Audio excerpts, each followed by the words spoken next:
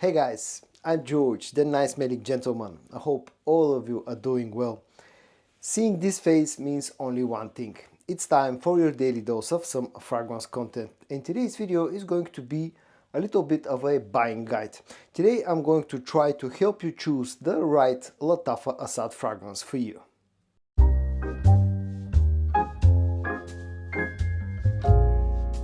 Now, the original Lattafa Asad was one of the very first Lattafa fragrances to hit the Western markets, to leave a mark on the Western markets, and it undoubtedly helped Lattafa build, their name and become one of the most famous Middle Eastern brands nowadays. And this fragrance also sort of holds a bit of a special place in my heart because this was one of the very first Lattafas that I ever added to my collection. But it became so popular over the past couple of years that it actually started spawning some flankers, and it became a whole line nowadays. Nowadays there are a total of 3 members in the Lattafa line. But the first one that I'm going to talk about a little bit more will be the OG Lattafa Asad, simply because this was the very first one that it got released. Now this instantly became one of the most popular clones of Dior Sauvage Elixir, and to this day actually remains one of those very popular Sauvage Elixir clones. Now it's a clone with a twist. It's not a straight up clone of Sauvage Elixir, but definitely carries that DNA. The fragrance itself feels a little bit different to the creation from Dior, simply because of the fact that this feels a lot less spicy than the original fragrance. You still get quite a bit of the spiciness of the original Dior Sauvage Elixir, but this has a toned down black pepper note and has a very toned down licorice note compared to the original fragrance, and probably that's the main way that it's different compared to the OG Sauvage Elixir. This feels a lot sweeter, it has a lot more vanillic sweetness, a lot more amber sweetness, maybe even feels a little bit more woody than the OG Sauvage Elixir. And to be honest, probably I find this one a little bit more wearable and slightly more versatile than the OG Sauvage Elixir, because that one can come across a little bit too spicy for some noses. Although I like the original fragrance, I think that Lattafa did a great job with the OG Asad, making a bit of a spin on the original scent, making it more wearable, making it a little bit more versatile, while still retaining a good quality and a very good performance. Now keep in mind that I've had my bottle for a long time now, I think over 2.5 years, but performance wise this is a strong fragrance, tends to last for a good amount of time, 8-9 hours, projects nicely, and can be worn in the same scenarios like you would do with the OG Sauvage Elixir. And to this day I think this remains a great sort of a choice, a great alternative, not a direct clone, but still remains a great alternative for Dior Sauvage Elixir.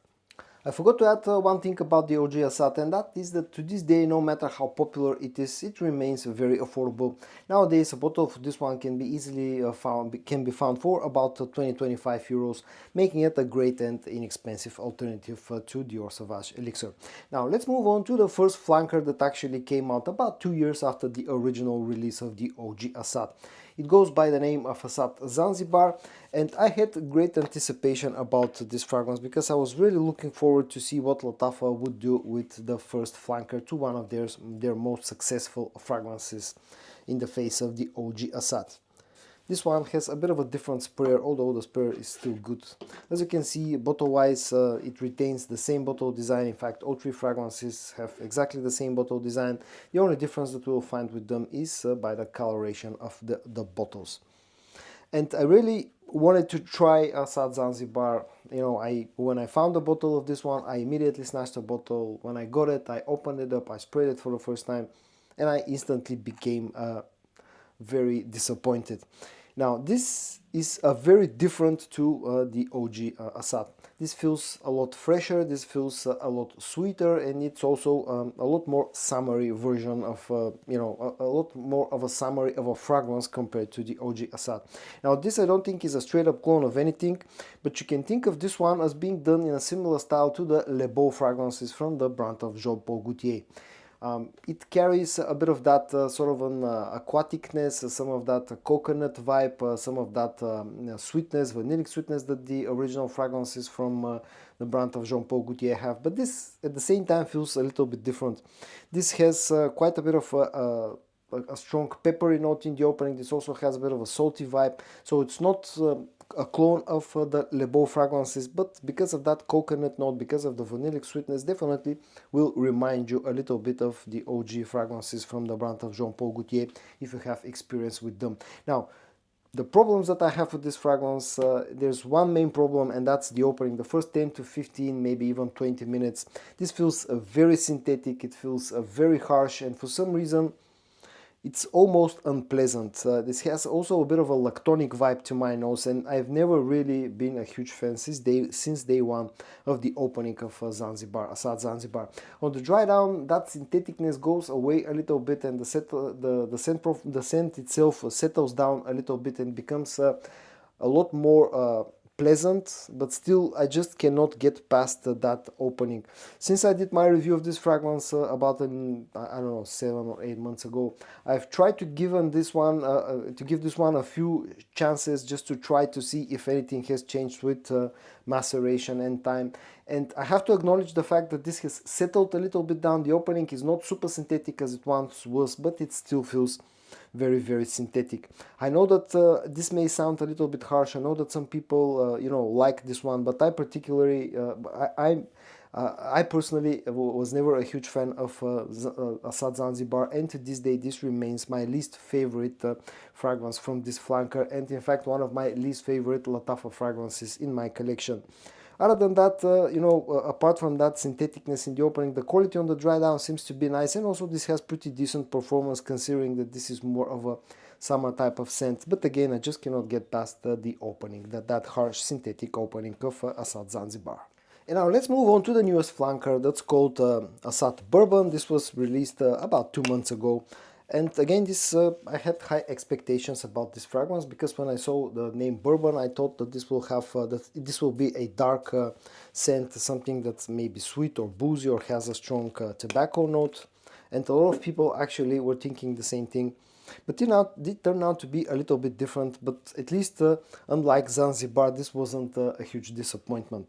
Now this fragrance is very aromatic, it's quite sweet, there's a bit of spiciness with this one, maybe a hint of greenness, and this one is again not a direct clone of anything, but definitely smells quite similar to the Azzaro's The Most Wanted, a line of fragrances from Azzaro with hints of Jean Paul Gaultier's Scandal Per Homme Absolute on the dry down, but it's not as sweet as the Scandal fragrance, at least in my opinion. Carries some similar vibes, but definitely this feels closer to the Most Wanted line of fragrances from Azzaro.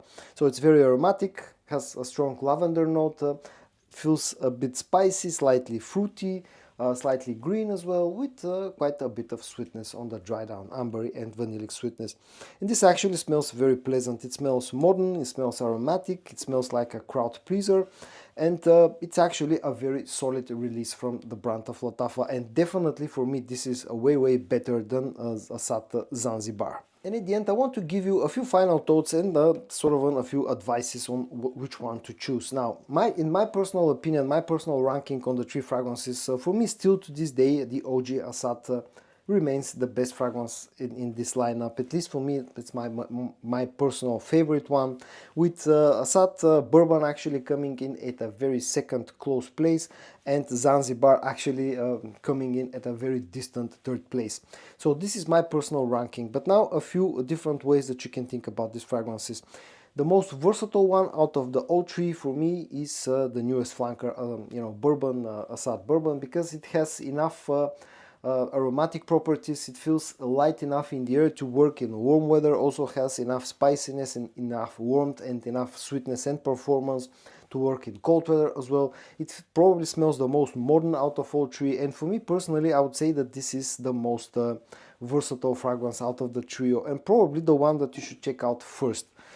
The next one will be the OG Asad. This one is for those of you who like the scent profile of Dior Sauvage Elixir and are looking for a very inexpensive alternative, or if you find the OG Sauvage Elixir a bit too spicy for your taste. Again, I think the OG Asad still remains one of the best alternatives, softer and sweeter alternatives of Dior Sauvage Elixir, and this probably will be the second one that I would advise for you to choose to check out.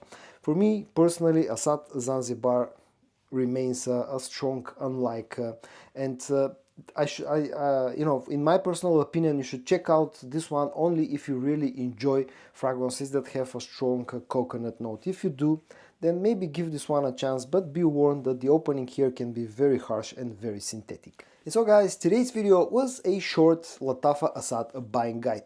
I hope that you found this video interesting or helpful. If you did, give it a like, and I also hope that you're going to join me tomorrow for your daily dose of some fragrance content. And until then, stay safe and bye bye.